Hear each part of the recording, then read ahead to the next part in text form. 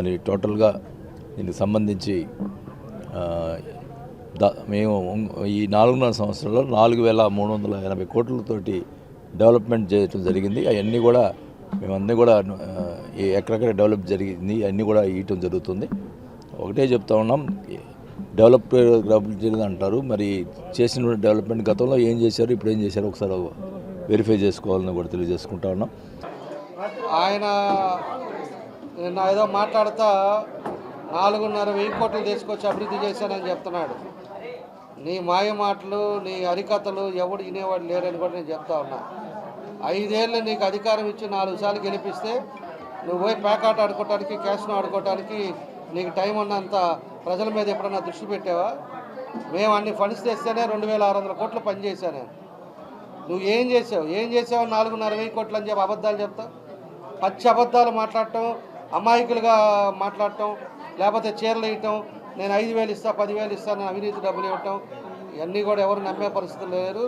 నేను పోయినసారే చెప్పా, 3-4 నెలల ముందే చెప్పా, బాలనేనే నీ పని అయిపోయింది. మీ కొడుకు చాలా పాపాలు చేశాడు, చాలామంది కుటుంబాలను ఇబ్బంది పెట్టాడు, చాలా వాళ్ళు ఈరోజు ఆర్థికంగా నరకం చూసే పరిస్థితులు ఉన్నాయి. వాళ్ళు చిన్న రోజుకి 500 సంపాదించుకునే వాళ్ళ జోలికి కూడా వెళ్ళాడు, డాక్టర్ల జోలికి వెళ్ళాడు, వ్యాపారస్తుల జోలికి వెళ్ళాడు. అన్నీ నీకు కూడా తెలుసు. స్థలాల జోలికి వెళ్ళారు, 2 గ్రానైట్ వాళ్ళ జోలికి వెళ్ళారు. నీ ఇష్టారాజ్యంగా దోచుకొని ఈరోజు నీ ఇష్టం రాజ్యంగా చీరలు, చొక్కా ప్యాంట్లు అమ్మితే నీకు ఓట్లేస్తారనుకుంటున్నావా? దోచుకున్న డబ్బుని ఏ విధంగా చేసావో, ఏ విధంగా ఈరోజు పంచుతున్నావో అందరికీ తెలుసు. చెప్పేటప్పుడు కూడా వయసు కన్నా నువ్వు ఆలోచన ఉండాలి. నిన్ను అన్నిసార్లు గెలిచిన ఈ ప్రజలకి ఇంకా అబద్ధాలు చెప్తా పోతావు. ఇంకా నాకు అదే అర్థం కాదు. అసలు పని చేయకుండానే రాళ్ళు వేసుకొని దాన్ని కూడా నీ జమాలో వేసుకోవటం కాదు.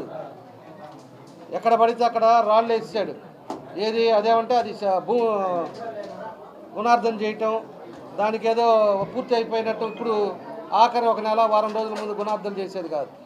పని పూర్తి చేసి ఇదిగో ఈ బిల్డింగ్ నేను కట్టాను అనాలి. అంబేద్కర్ భవన్ నేను కట్టా, ఈ కాలనీలో ఎన్టీఆర్ కళాక్షేత్రం నేను చేశా, నేను గర్వంగా చెప్తా. రోడ్లు చేశాం, డ్రింకింగ్ వాటర్ ఇచ్చాను, అదేవిధంగా దేవుడి చెరువు పార్క్ చేశాను. ఈ డివిజన్లో చేసి నేను ఘంటాపరంగా చెప్తున్నా. నువ్వు రాయేసుకున్నావుగా అంబేద్కర్ భవన్ నువ్వు చేసావనే చెప్పు ప్రజలకి. నువ్వు డబ్బు తీసుకొచ్చి అంబేద్కర్ భవన్ చేశానని చెప్పు, నీకు దమ్ముంటే.